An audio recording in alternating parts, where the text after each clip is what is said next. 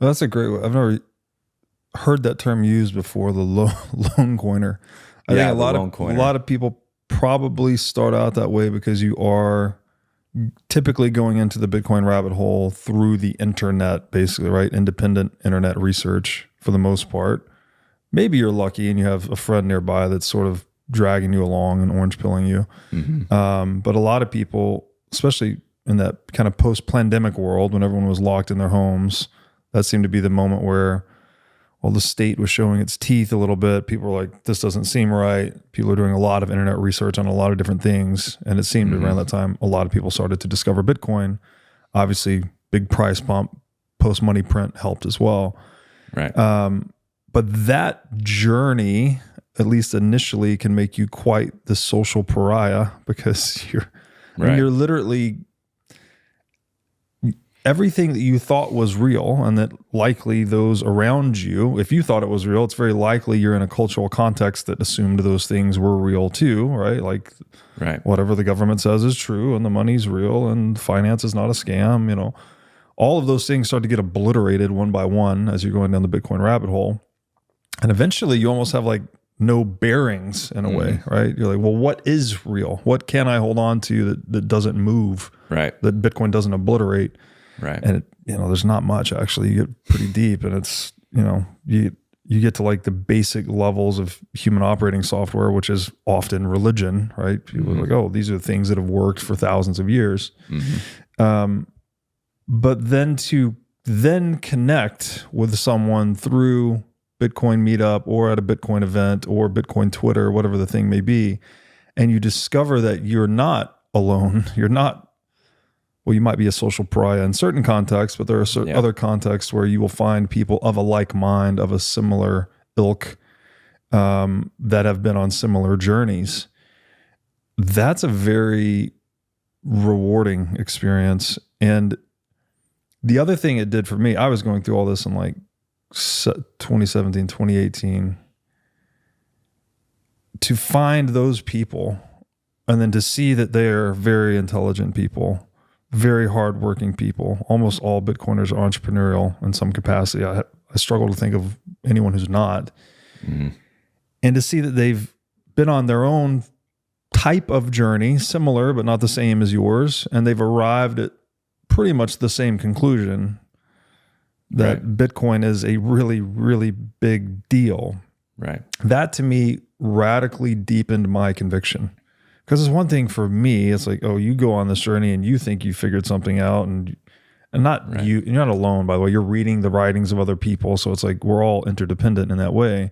But you feel kind of like you're in this, your own little tunnel of the rabbit hole. Right. But then you get to this point where you see that, oh, there's all kinds of people that have come at this thing from different ways, yet we all arrive at the same conclusion.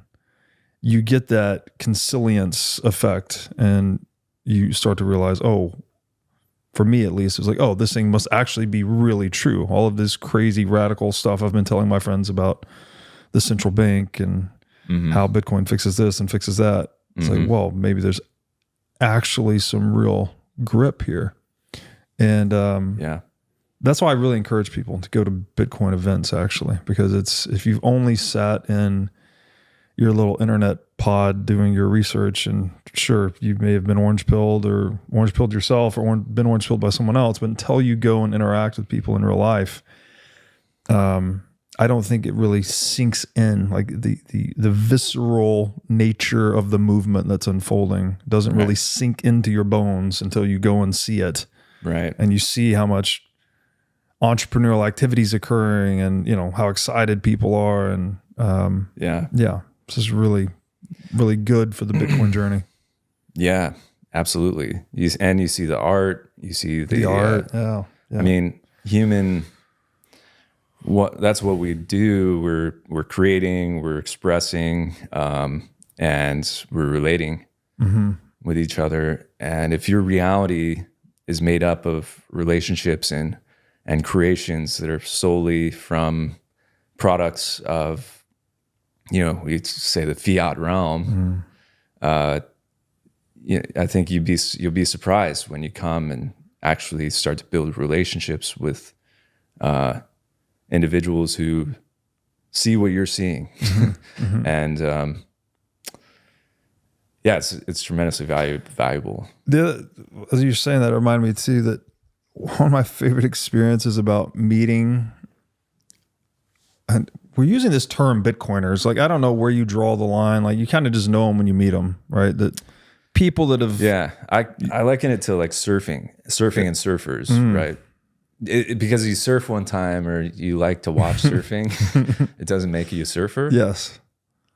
But if you're like going surfing every chance that you get and you're absolutely obsessed over it, then you're a surfer, I guess. That's probably a good analogy, because I'm not a surfer. I've just been surfing, I don't know, 60, 70 times maybe. I don't know, not a lot, but a few for someone. And I really enjoy it. But I wouldn't call myself a surfer, right? I don't know the lingo. I don't know all the etiquette. Sometimes I get out there and they're like, oh, you know, you were supposed to go left and you went right. Like, I'm still that kind of guy. So, but for Bitcoiners,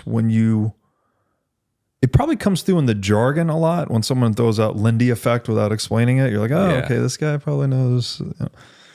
But then once you know that, oh, there's another Bitcoiner, then the conversation immediately accelerates. It's like there's no more small talk. Like, if you just meet someone cold, you're like, what? Where are you from? What do you do? You know, what are your views? So you're trying to feel them out and get this sense for what is their moral, ethical compass, values. You know, do I like this person or not?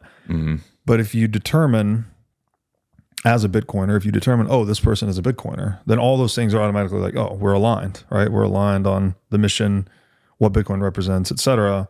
Let's just skip the small talk and go to the interesting stuff, basically. Right. And so what I find myself at these Bitcoin conferences, it's like you're just thrown from one deep, interesting conversation to another. Right. And people are always like, you know, they're out there with these crazy ideas or business projects they're working on, or they're telling you about some scientific rabbit hole of some sort or another. But it's just like from one to another, to another, to another. And like that, for me, has been very intellectually satisfying versus going to just, I don't know, a music festival. Right. And you're just meeting people like, oh, you like this song? Oh, me too. Okay. Where are you from? You know, it's just, it cuts through all of that cuts through all of that friction that is standard with most new relationships. And you're just kind of in the deep end together initially, which makes Bitcoin gatherings fun. Yeah. Yeah, I agree. And it seems as though that's something that is missing from our world, from most people's lives now. Like, I'm very privileged to have very deep, meaningful relationships and great friendships, and I have been throughout my life. But I think the reality is that there's like vast majority of people don't have that. They don't have any true point of connectivity, and have a poverty of relationships and of friends who, and you know, that could be from just a lack of focusing on that aspect of their life. But when you seek that like knowledge, and when you seek that connectivity with others, it can be a beautiful thing. Why do you think that is? What is, I mean, some people from the outside might say it's a tenuous connection to be like, what are you talking about? You guys have better money, so now you have better relationships and culture. Like, well, no, that's like two different domains, right? But it does seem intuitively true to me, but I do have a difficult time sort of bridging the gap. I mean, we've explored it and explained it in a lot of different ways on the show, but I'd love to hear your thoughts. What is it about Bitcoin that's leading us to develop more authentic connections and or cultural formations? Well, I think that it's I can only speak from my own experience. Dealing with Bitcoin has caused me to face